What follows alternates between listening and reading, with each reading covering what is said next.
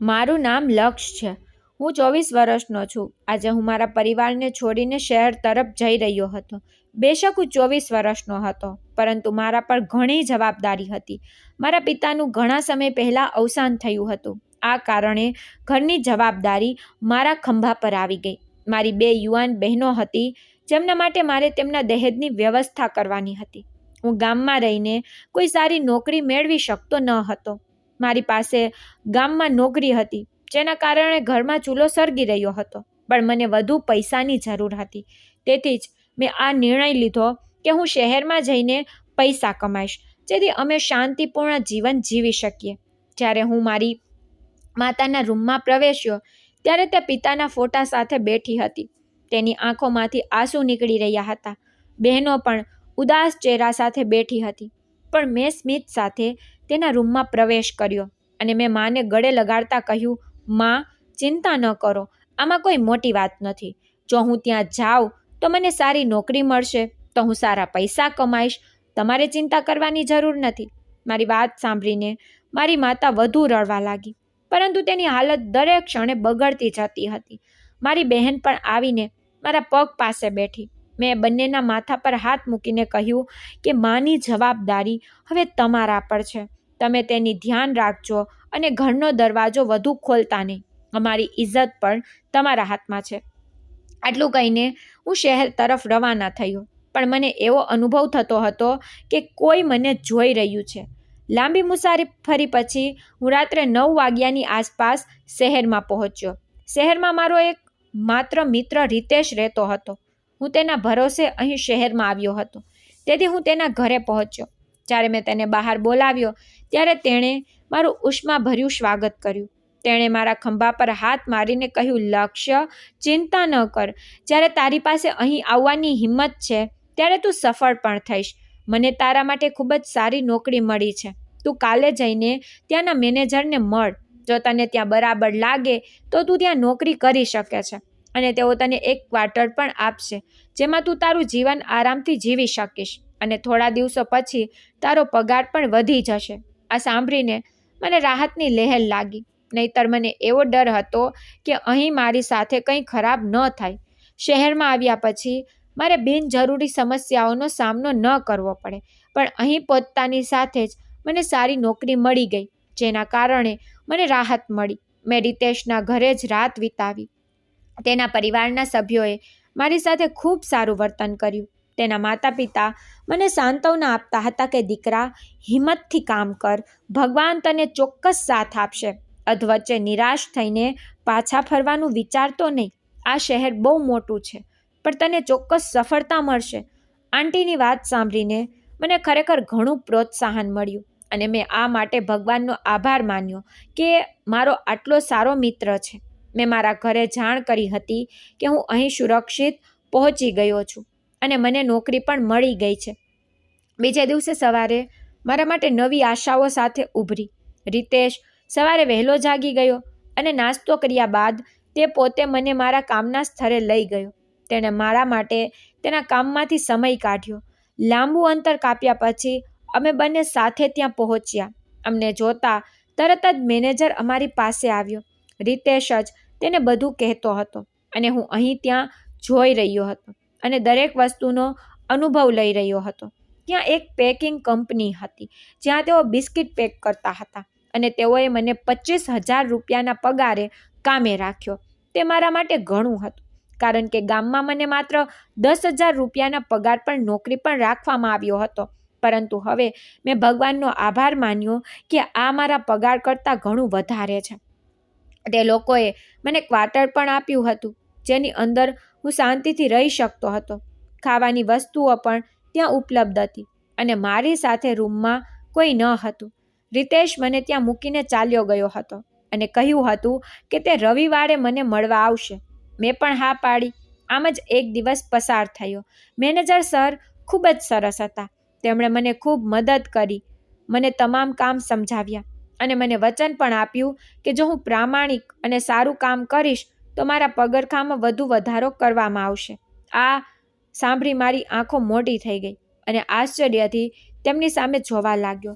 શું તેઓ ખરેખર મારા પગારમાં વધારો કરશે? જ્યારે તેણે તરત જ હા પાડી દીધી કે ચિંતા કરશો નહીં, બસ કામ ઈમાનદારી અને સારી રીતે કરો, તમને વધુ પૈસા મળશે. મેં તરત જ હૃદયથી મહેનત કરવા લાગી. ગામડેથી શહેરમાં આવ્યાને હવે 1 અઠવાડિયું વીતી ગયું હતું, પણ આ 1 અઠવાડિયા દરમિયાન પણ મને મારા અસ્તિત્વ પર એ જ આંખોનો અહેસાસ થતો રહ્યો જે મને બસમાં નોકરી પર આવતા સમયે અનુભવાયો હતો.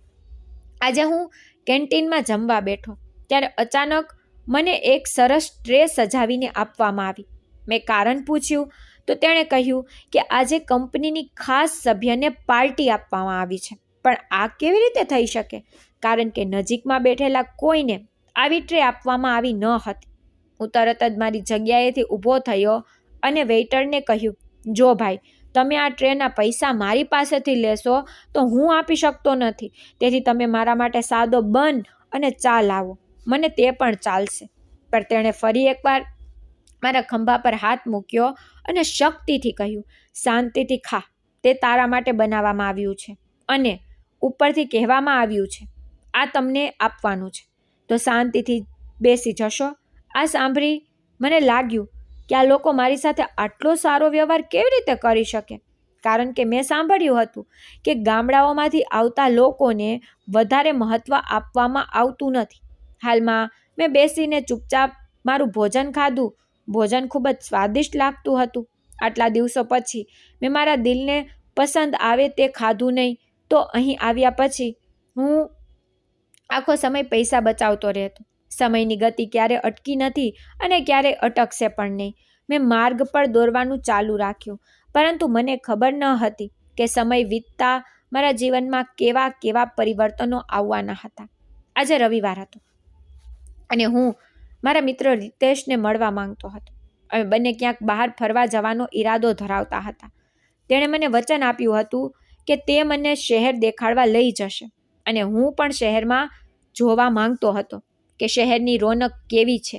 તે અને હું એક પાર્કમાં મળવાના હતા. હું મારી કંપનીની નજીકના પાર્કમાં આવી ગયો હતો ત્યારે અચાનક મારી નજર એક વૃદ્ધ સ્ત્રી પર પડી જે જમીન પર બેઠી હતી અને કંઈક જોઈ રહી હતી. હું એક ક્ષણ માટે ચિંતિત થયો, તેથી હું તે અમ્મા પાસે ગયો અને તેમની સામે જોતા કહ્યું, બધું સારું છે અમ્મા, કોઈ મદદની જરૂર નથી ને? તેણે મારા અસ્તિત્વ પર એક નજર નાખી અને એક વિચિત્ર સ્મિત આપ્યું અને નામાં માથું હલાવીને ત્યાંથી જતા રહ્યા. આ મારા માટે ખૂબ જ વિચિત્ર હતું. ખબર નહીં કેમ તે અમ્માનું સ્મિત મને જોખમની નિશાની જેવું લાગ્યું. પણ હું પાછો આવ્યો અને બેન્ચ પર બેસીને મારા મિત્રની રાહ જોવા લાગ્યો. પણ વારંવાર મારી નજર એ જ જગ્યાએ જતી રહી જ્યાં પેલી વૃદ્ધ સ્ત્રી બેઠી હતી. મારા હૃદયમાં અચાનક એક અજીબ ભય પેદા થયો. ગામમાં આ બધી વસ્તુઓને ખૂબ મહત્ત્વ આપવામાં આવે છે, તેથી હું નાની નાની બાબતો વિશે વિચારીને મારું મન ગુમાવા લાગ્યો હતો. પરંતુ હું પ્રાર્થના પણ કરતો હતો કે હે ભગવાન, મને તમારા રક્ષણમાં રાખો, કારણ કે મારા સિવાય મારી મા અને બહેનો પણ છે અને તેનો બીજો કોઈ આધાર પણ નથી. થોડીવાર પછી મેં રિતેશને સામેથી આવતો જોયો. આજે તેણે કાળું પેન્ટ અને કાળું ટી-શર્ટ પહેર્યું હતું, જ્યારે મેં પણ સારો પોશાક પહેર્યો હતો. તેને મારી નજીક આવતા જ મેં તેને ગળે લગાવી અને તેની સામે જોઈને હૃદયસ્પર્શી સ્વરે કહ્યું, તારા કારણે જ હું આજે આ સ્થિતિમાં આવી ગયો છું, નહીંતર મને આટલી સારી નોકરી ક્યારેય ન મળી હોત. પણ હું બીજું કંઈ બોલું એ પહેલાં તેને મારા ખંભા પર હાથ મૂકીને કહ્યું કે મને તારાથી વધારે કંઈ નથી. તને આટલી સારી નોકરી મળી એ તારું નસીબ છે. બસ ત્યાં દિલ લગાવી અને મહેનત કર, તારો પગાર પણ વધી જશે. મેં મેનેજર સાથે વાત કરી છે. હું તરત જ ખુશ થઈ ગયો અને તેની સામે જોઈને પ્રશ્નાર્થ સ્વરમાં કહ્યું, રિતેશ, હું તને કંઈક પૂછું? મારા પ્રશ્ન પર તેણે હા પાડી. ત્યારે મેં તેની તરફ જોયું અને કહ્યું, દોસ્ત, મને એક વાત સમજાતી નથી. તને આટલી સારી નોકરી કેવી રીતે મળી? જો તને આટલી સારી નોકરી મળતી હતી તો તે તેનો લાભ કેમ ન લીધો? તે મને નોકરી કેમ આપી? મારા પ્રશ્ન પર તેણે મારી સામે હસતા હસતા જોયું અને માથું હલાવ્યું. તેણે કહ્યું કે નોકરી મારા નસીબમાં નથી, પણ તારા નસીબમાં હતી. ભગવાન તને આનાથી વધુ આપે. બસ સમજ, આ તારી સૌથી મોટી લોટરી છે. બસ તેના પર કામ કર, તને ચોક્કસપણે કંઈક મળશે. તેને ખૂબ જ વિચિત્ર રીતે કહ્યું. ખબર નહીં કેમ મને તેની પાસેથી વિચિત્ર લાગણી થઈ.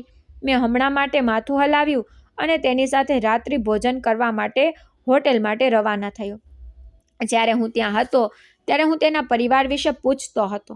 તે મારા બધા પ્રશ્નોના જવાબો હા હુંમાં આપતો હતો. મને ખબર નથી કે મને શા માટે એવું લાગ્યું કે હું તેને પ્રશ્ન કરું તે તેને પસંદ નથી. થોડીવાર પછી તેણે મારી સામે જોયું અને કહ્યું, ચાલ હું તને કંઈક પૂછું. મેં હામાં માથું હલાવ્યું તો તેણે મારી તરફ જોયું અને કહ્યું, શું તે ક્યારેય કોઈ છોકરીને પસંદ કરી છે? મેં તેની તરફ જોયું અને પછી નામાં હલાવી દીધું માથું. મેં કંઈક બીજું કહ્યું હોત. આ પહેલાં તેણે મારા ગળામાં હાથ મૂક્યો અને કહ્યું, બસ આ જ પૂછવાનું હતું, બીજું કંઈ નહીં. ચાલ ખોરાક ખાઈએ. તેણે તરત જ વિષય ફેરવી નાખ્યો. પણ ખબર નહીં કેમ મને લાગ્યું કે જાણે તે મારાથી કંઈક છુપાવી રહ્યો છે. પણ મને તેના પર વધુ ધ્યાન આપવું યોગ્ય ન લાગ્યું. અમે સાથે અદ્ભુત રાત્રિ ભોજન કર્યું અને પછી તે મને થોડી ખરીદી કરવા બજારમાં લઈ ગયો. મેં પહેલાં શહેરની બજાર જોઈ ન હતી. પપ્પા શહેરમાં આવતા હતા અને તેઓ અમારી જરૂરિયાતની વસ્તુઓ લાવતા હતા. શહેરમાં આવવાની મને ક્યારેય ઈચ્છા ન હતી. ના, આ ઈચ્છા મારા મનમાં ક્યારેય ઊભી થઈ હતી. પરંતુ સંજોગોએ મને મારું પ્રિય ગામ, મારી વહાલી માટી અને મારી વહાલી પ્રજાને છોડવાની ફરજ પાડી દીધી હતી. રીતેશ મને 10 વાગ્યાની આસપાસ મારા ક્વાર્ટરમાં છોડી ગયો. પણ આજે રીતેશનું વર્તન ખૂબ વિચિત્ર હતું. ખબર નહીં કેમ મને વારંવાર એવું લાગતું હતું કે કંઈક ખોટું છે. આજનો દિવસ ખૂબ અજીબ હતો. પહેલાં તે વૃદ્ધ માતાને મળવાનું અને પછી રીતેશનું વિચિત્ર વર્તન. આ બધી બાબતો મારા માટે અતિશય બની રહી હતી. પણ ઊંઘની ઊંડી ખીણોમાં હું ક્યારે ખોવાઈ ગયો મને કંઈ ખબર ન હતી. બીજા દિવસે સવારે હું વહેલો જાગી ગયો અને જ્યારે હું ક્વાર્ટરમાંથી બહાર આવ્યો તો નીચે જમીન પર એક કાગળ પડેલો હતો.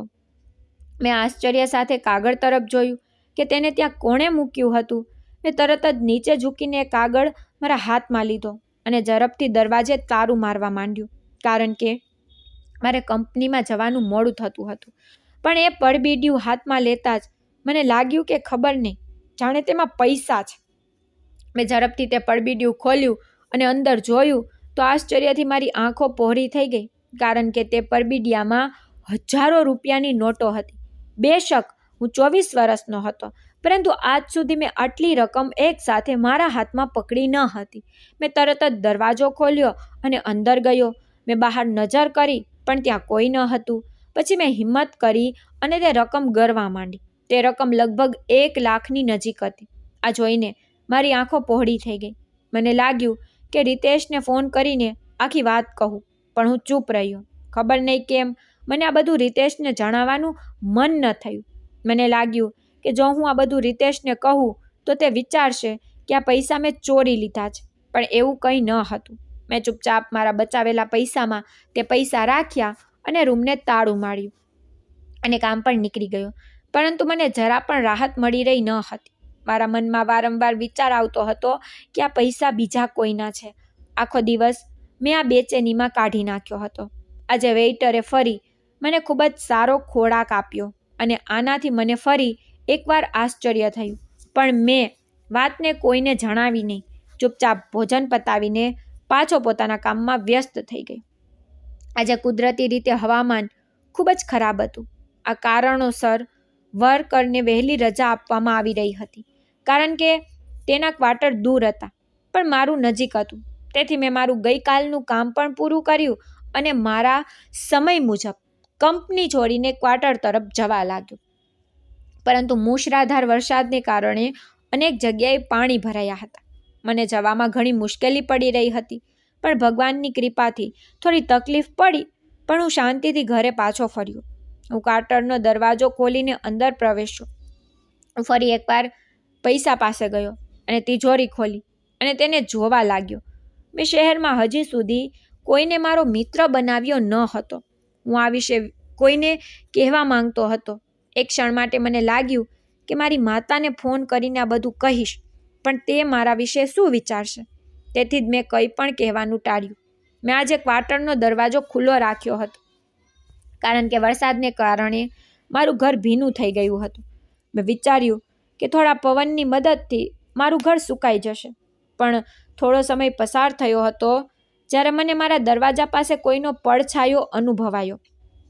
મેં દરવાજાની નજીકથી જોયું, પણ કોઈ મારા દરવાજાની નજીક કેવી રીતે આવી શકે છે? કારણ કે મારું ક્વાર્ટર થોડું ઊંચું હતું.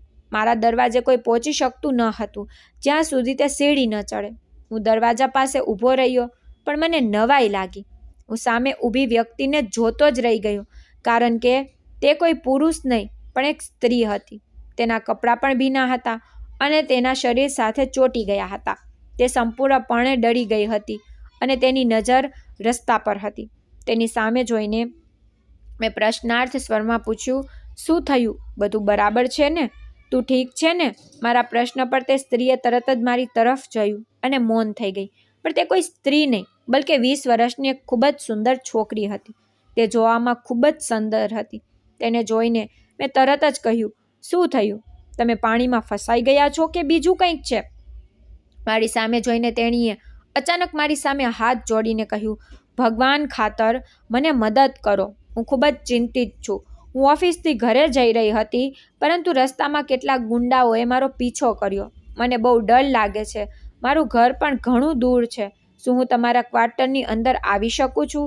તે જ રીતે બોલતી હતી. પહેલાં હું મૂંઝાઈ ગયો હતો કે મારે મારા ઘરમાં કોઈ સ્ત્રીને આશરો આપવો જોઈએ કે ના પાડવી જોઈએ. પરંતુ મારી માનવતા હજુ જીવંત હતી અને મેં તરત જ મારા ઘરના દરવાજા તેના માટે ખોલ્યા. મેં કહ્યું કે તમારે ચિંતા કરવાની જરૂર નથી.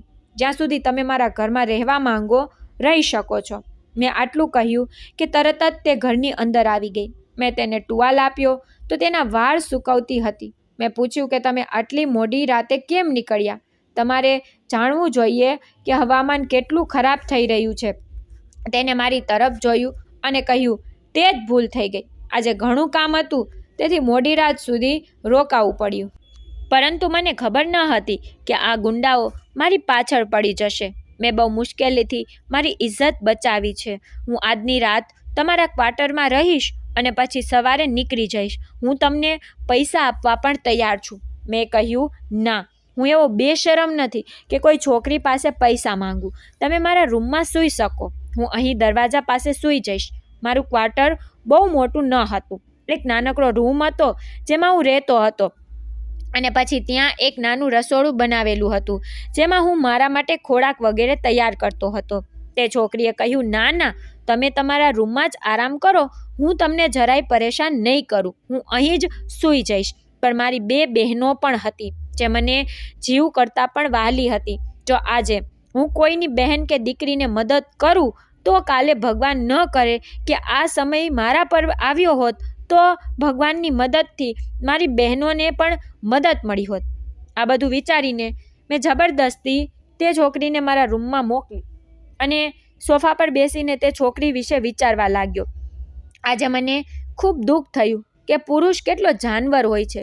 જો માનવતા બતાવવા માંગે છે તો તે બધું જ કરી શકે છે, અને જ્યારે તે જાનવરતા બતાવવા માંગે છે તો તે એક છોકરીનું જીવન બરબાદ કરી શકે છે. પછી મેં એ વાતથી મારું ધ્યાન હટાવ્યું. હવે મારા વિચારોનું કેન્દ્ર 1 લાખ હતું જે વહેલી સવારે મારી પાસે આવ્યા હતા. ઘણીવાર વખત મને એવું લાગ્યું કે મારે તે પૈસા દાનમાં આપી દેવા જોઈએ. કોણ જાણે છે, મારા માટે એક કસોટી હોઈ શકે છે. પછી ફરી લાગતું હતું કે મારી પણ 2 બહેનો છે. મારે તેના લગ્ન કરવા છે અને તેના દહેજ માટે મારે ઘણા પૈસાની જરૂર પડશે, જેના કારણે મને ખબર નથી કે હું કેમ ખૂબ સ્વાર્થી બની રહ્યો હતો. હવે આ બધું વિચારીને હું ગાઢ નિંદ્રામાં ચાલ્યો ગયો. લગભગ મધ્યરાત્રિ. અમુક સમયે મને એવું લાગતું કે કોઈ મને ખૂબ જ ધ્યાનથી જોઈ રહ્યું છે. મેં આસપાસ જોયું અને નજીકમાં જોયું. મેં એક ક્ષણ માટે ઝડપથી દરવાજા પાસે જોયું અને જોયું કે મારો દરવાજો પણ બંધ હતો અને તે છોકરી ચોક્કસપણે અંદર શાંતિથી સૂતી હતી. હું માથું ઝટકીને પાછો સૂઈ ગયો, પરંતુ મને ખબર ન હતી કે કુદરત મને કયો સિગ્નલ આપવા માંગતી હતી જેને મેં નજરઅંદાજ કરી, અને કદાચ આ મારી સૌથી મોટી ભૂલ સાબિત થવા જઈ રહી હતી. રાત થોડી વારે જતી રહી. આજે સવારે 10 વાગ્યાની આસપાસ મારી આંખ ખુલી હતી. ખબર નહીં કેમ આજે મને ખૂબ ઊંઘ આવી ગઈ. અન્યથા હું સામાન્ય રીતે 9 કે 8 વાગ્યે જાગી જતો હતો. પછી હું તરત જ મારા રૂમમાં સૂતી છોકરી પાસે ગયો. સવારે ઉઠતાની સાથે જ મેં સૌ પ્રથમ તેના વિશે વિચાર્યું, પણ જ્યારે મેં રૂમનો દરવાજો ખોલ્યો તો તે ક્યાંય હાજર ન હતી. તે છોકરી અચાનક ક્યાં ગઈ તે જોઈને હું ચોંકી ગયો. પરંતુ તે પછી અચાનક મને થયું કે એવું બની શકે છે કે હું જાગું તે પહેલાં જ તે ઘરેથી ચાલી ગઈ હોય. તેથી મેં તરત જ દરવાજા તરફ જોયું અને જોયું કે તે ખુલ્લો હતો. મેં ઊંડો શ્વાસ લઈને મારી જાતને સાંત્વના આપી અને મારી સાથે વાત કરતાં કહ્યું કે કદાચ મારા નસીબમાં લખેલું હતું એટલે જ હું તેને મળ્યો. પછી મેં માથું ઝટક્યું અને નાસ્તો તૈયાર કરવાનું શરૂ કર્યું, જેથી હું શક્ય તેટલી વહેલી તકે કંપની માટે નીકળી શકું. પણ અચાનક મારા મનમાં વિચાર આવ્યો કે મારે રૂમ બરાબર જોવો જોઈએ. કોને ખબર એણે મારા માટે કોઈ પત્ર રાખ્યો હોય. પછી મેં જોયું તો દરવાજો ખુલ્લો હતો. પહેલાં મેં રૂમની અંદર જઈને આખો રૂમ જોયો ન હતો. પછી હું તરત જ રૂમની અંદર આવ્યો અને મારી નજર બેડ પર પડતાં જ મારું હૃદય જાણે ધડકવાનું ભૂલી ગયું હોય તેમ લાગ્યું. મને લાગ્યું કે મારો શ્વાસ બંધ થઈ ગયો છે, કારણ કે મારી પથારી લોહીથી ભરેલી હતી. થોડીવાર માટે તો જાણે મારી દુનિયા ખત્મ થઈ ગઈ અને મારા પગ નીચેથી જમીન સરકી ગઈ. મેં તરત જ ઊંડો શ્વાસ લીધો અને મારી જાતને નિયંત્રિત કરી, કારણ કે જો હું ખૂબ જ પરેશાન થઈશ તો હું નુકસાન સહન કરવા સિવાય કંઈ કરી શકીશ નહીં. મેં ઝડપથી ચાદર ભેગી કરીને ડસ્ટબિનમાં ફેંકી દીધી હતી. મારું મગજ બંધ થવાની નજીક હતું. આ બધું શું હતું? બધું મારી સમજની બહાર હતું. મારા હાથ પગ ધ્રુજવા લાગ્યા. 1 અઠવાડિયાની અંદર મારી સાથે ઘણી બધી વસ્તુઓ બની હતી જે મારા માટે ખૂબ જ આશ્ચર્યજનક હતી. હું તરત જ ઘરની બહાર આવ્યો અને ઊંડા શ્વાસ લેવા લાગ્યો. હું હમણાં જ આગળ વધી રહ્યો હતો તે પહેલાં મારા ઘરના દરવાજે પોલીસની ગાડી રોકાઈ ગઈ હતી. મને સમજવાની તક આપ્યા વિના તેઓએ મને પકડી લીધો અને હું કંઈ બોલું તે પહેલાં તેણે મારી સામે જોઈને કહ્યું કે તમે એક છોકરીની હત્યા કરી હોવાથી તમારા પર હત્યાનો આરોપ છે. પણ આ બધું ક્યારે થયું? તેણે કહ્યું, આ તે બાળકીનું લોહી છે જેની હત્યા કરવામાં આવી હતી. તે મને કચરાપેટીમાં નાખેલી ચાદર દેખાડતા કહેતા હતા. પણ મેં તરત જ તેમની સમક્ષ મારી દલીલ રજૂ કરવાનું શરૂ કર્યું કે તે છોકરી મારી પાસે આવી હતી, મેં તેને કંઈ કર્યું નથી અને જે સ્ત્રી મારા ઘરે આવી હતી તે એકલી સ્ત્રી હતી અને તેણે મને રહેવા માટે જગ્યા માંગી હતી અને તેની સાથે કોઈ બાળકી ભેગી ન હતી. પરંતુ ન તો તેઓએ મારી ફરિયાદ સાંભળી કે ન તો મારી ચીસો પર ધ્યાન આપ્યું. પરંતુ તેઓએ મને એટલું જ કહી દીધું કે તારે જે કહેવું હોય તે જઈને અદાલતે કે. અમારી સામે નાટક રચવાની જરૂર નથી. મારા હાથ પગમાં સખ્ત થઈ ગયા હતા. હું અહીં કામ કરવા આવ્યો હતો અને આ પ્રકારનો આક્ષેપ મારા પર કરવામાં આવી રહ્યો હતો. હું પોલીસ સ્ટેશનમાં બંધ હતો અને મારા પરિવારના સભ્યોને આ અંગે જાણ કરવામાં આવી હતી. રીતેશ પણ મને મળવા જેલમાં આવ્યો હતો, પરંતુ તેને મને એટલું જ કહ્યું કે તારા પર મોટો આરોપ લગાવવામાં આવ્યો છે, કતલનો આરોપ. કોઈ નાનો આરોપ નથી. તમે ખૂબ જ ખરાબ પરિસ્થિતિમાં છો. પ્રાર્થના કરો કે તમે મુક્ત થઈ જાઓ, નહીં તો તમે મોટી મુશ્કેલીમાં મુકાઈ જશો. મને નવાઈ લાગી કે મારા પર બિનજરૂરી આરોપ લગાવવામાં આવ્યો છે. શું માનવતા બતાવવાનું મને આ પરિણામ મળ્યું? મેં તેમને પૂછ્યું પણ હતું કે તે છોકરીનો મૃતદેહ ક્યાં છે, પરંતુ તે લોકોએ એટલું જ કહેતા રહ્યા કે તમારે જે કહેવું હોય તે કોર્ટમાં કહો. હું પણ કંઈ કરી શકતો ન હતો, પણ મને એટલી ખબર હતી કે મારા માટે આ એક મોટી કસોટી છે. મારે દરેક કિંમતે આનો સામનો કરવો પડશે. સમય વીતતો ગયો અને મને જેલમાં આવ્યાને આખું અઠવાડિયું વીતી ગયું. મારા પરિવારના સભ્યો પણ મને મળવા આવ્યા હતા. જ્યારે હું તેને સાંત્વના આપતો હતો, જ્યારે મારી માતા ખૂબ જ રડતી હતી, મેં કહ્યું, માં ચિંતા કરશો નહીં, મારા પક્ષમાં જે હશે તે જ હશે. પણ મારા પર આરોપો લગાવતા હતા કે તમારા ક્વાર્ટરમાંથી 1 લાખ પણ મળી આવ્યા હતા. ચોક્કસ તમે તેને મારવા માટે પૈસા લીધા હતા. ક્યાંથી ક્યાં કડી જોડવામાં આવી રહી હતી. આ લોકોએ મને ફસાવ્યો હતો અને કહેવાય છે કે જ્યારે કંઈક પ્લાનિંગ કરવામાં આવ્યું હોય તો તમે કંઈ કરી શકતા નથી. સમય વધુ ઝડપથી પસાર થઈ ગયો અને ન્યાયાધીશે મને 10 વર્ષની જેલની સજા ફટકારી અને કહ્યું કે તમે કતલ કર્યું છે, તેથી તમને છોડવામાં આવશે નહીં. મને નવાઈ લાગી કે મને 10 વર્ષની સજા કેમ કરવામાં આવી, જ્યારે કતલ પર તો ફાંસી આપવામાં આવે છે. પણ મેં કોઈ સવાલ ન કર્યો અને શાંતિથી મારું જીવન જીવવા લાગ્યો. પરંતુ મારા હૃદયમાં મેં પ્રાર્થના કરી હતી કે મને અહીંથી મુક્ત કરવામાં આવે. મેં ન્યાયાધીશ સમક્ષ ઘણી આજીજી કરી કે હું નિર્દોષ છું, મેં કશું કર્યું નથી, મેં કોઈને માર્યા નથી, તે પૈસા પણ મને પડેલા મળ્યા. પણ મારી વાત સાંભળવા કોઈ તૈયાર ન હતું. બધા મને ખૂની કહેતા. પરંતુ કહેવાય છે ને કે જ્યારે આખી દુનિયા તમારી વિરુદ્ધ થઈ જાય ત્યારે એક હોય છે જે તમને સાથ આપે છે. લગભગ 1 મહિના પછી એક સ્ત્રી મારી પાસે આવી. તેને જોઈને હું એક ક્ષણ માટે ચોંકી ગયો, પણ મેં માથું હલાવ્યું કે આ થઈ શકે નહીં. મને જોઈને તેણે મને ખાતરી આપી કે તે મારો કેસ લડશે, તે મને અહીંથી બહાર કાઢશે. તે જાણે છે કે હું નિર્દોષ છું અને મેં કંઈ કર્યું નથી. મને એક ક્ષણ માટે આશ્ચર્ય થયું કે આ સ્ત્રી મારા માટે શા માટે જુબાની આપી રહી છે. અને પછી તેણે મારો કેસ એમ લડ્યો કે જાતે જ બધી વાતો સામે આવવા લાગી. જે દિવસથી હું ગામ છોડીને શહેરમાં ગયો હતો ત્યારથી મારા પર નજર રાખવામાં આવી રહી હતી. આ કેસમાં રીતેશ પણ સામેલ હતો, જેણે આ બધો પ્રચાર કર્યો અને મને એવી નોકરી અપાવી કે મને એક ક્વાર્ટર આપવામાં આવ્યું જ્યાં કોઈ હાજર ન હતું. આ રીતે મારા પર સરળતાથી આરોપ લગાવી શકાય છે. જે છોકરીએ મને એક રાત માટે આશરો આપવા કહ્યું હતું તે કોઈ સામાન્ય છોકરી નહીં, પણ રીતેશની ગર્લફ્રેન્ડ હતી અને તે બંને એકબીજાને પ્રેમ કરતા હતા અને તેને જાયદાદની ખૂબ જરૂર હતી. એ છોકરી કોઈ સામાન્ય છોકરી નહોતી, પણ એક અમીર બાપની બગડેલી દીકરી હતી. આ કારણ હતું કે તેના અમીર પિતાએ તેની તમામ મિલકત તેની નાની પુત્રીના નામે કરી દીધી હતી અને તે જ મિલકત મેળવવા માટે આ લોકોએ પૂરેપૂરો નાટક કર્યો હતો. પહેલાં રીતેશે મને ફસાવવાની અહીં બોલાવ્યું અને પછી તે છોકરીએ હત્યા કરી આ ચાદર મારા બેડ પર પાથરી દીધી અને લગભગ 3 વાગ્યે જ્યારે આંખ ખુલી હતી ત્યારે તે મારા ઘરેથી નીકળી ગઈ અને બીજા દિવસે સવારે બધું જ જાહેર થયું કે એ કતલ મેં કર્યું છે. તે બંનેએ જ મારા દરવાજે પૈસા મૂક્યા હતા અને જે છોકરીએ મારો કેસ લડ્યો તે હાઈકોર્ટની વકીલ હતી. જે સમયે હું કોર્ટમાં ઊભો હતો અને બૂમો પાડતો હતો કે મેં કશું કર્યું નથી, હું નિર્દોષ છું, મારા પર બિનજરૂરી આરોપ લગાવવામાં આવી રહ્યા છે, હું બેગુનાહ છું, હું એક સામાન્ય માણસ છું જેને પોતાના પરિવારનું ગુજરાન ચલાવવા માટે અહીં કામ કરવા આવવું પડ્યું છે, ત્યારે તેને મારા પર દયા આવી.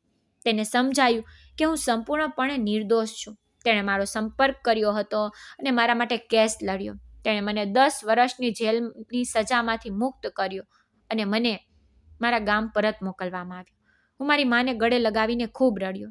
મેં ક્યારેય વિચાર્યું ન હતું કે હું આટલા મોટા ઝાડમાં ફસાઈ જઈશ. હું જેને મારો ભગવાન માનતો હતો તે તો સૌથી મોટો રાક્ષસ નીકળ્યો હતો. મેં બહુ ઓછા પૈસાથી ગુજરાન ચલાવવાનું શરૂ કર્યું, પણ હું મારી મા અને બહેનો સાથે ગામમાં રહેતો હતો. પણ એક દિવસ અચાનક મારા નામે એક પત્ર આવ્યો. હું આશ્ચર્યચકિત થઈ ગયો અને મેં તે પત્ર ખોલ્યો, પરંતુ તે પત્ર એ જ વકીલ મહિલાએ મોકલ્યો હતો જેણે મારા માટે કેસ લડ્યો હતો. તે મને નોકરી આપવા માંગતી હતી અને મને શહેરમાં પાછો બોલાવતી હતી. હું ખૂબ જ નર્વસ હતો. મારી બહેનો અને મારી માતાએ તો મને સ્પષ્ટ ના પાડી કે તેની કોઈ જરૂર નથી. તું થોડું કમા પણ અમારી નજર સામે જ રહે. તારા સિવાય આ દુનિયામાં અમારું કોઈ નથી. તેથી મેં તેમને એ જ સંદેશ મોકલ્યો કે હું આવી શકતો નથી કારણ કે મારો પરિવાર મને આવવા દેતો નથી. મારો પત્ર મોકલવાની જ વાટ હતી કે તે સ્ત્રી બીજે જ દિવસે મારા ઘરે આવી ગઈ. મારી મા અને મારી બહેનો સાથે વાત કરી કે તે મને સારી નોકરી આપશે અને તેની દેખરેખ હેઠળ રાખશે. તમારે લોકોએ ચિંતા કરવાની જરૂર નથી. દુનિયામાં કેટલાક લોકો ખરાબ છે તો કેટલાક લોકો સારા પણ છે. તમે લોકો મારા પણ વિશ્વાસ કરી શકો છો. તેના શબ્દોએ મારી માતાને ઘણી આશા આપી અને તેણે મને તે સ્ત્રી સાથે વિદાય આપી. અને ખરેખર તે પછી તે સ્ત્રીની વાત સાચી સાબિત થઈ કે જો આ દુનિયામાં કેટલાક લોકો ખરાબ હોય છે તો કેટલાક સારા પણ હોય છે. અને તેણે આ વાત સાચી સાબિત કરી.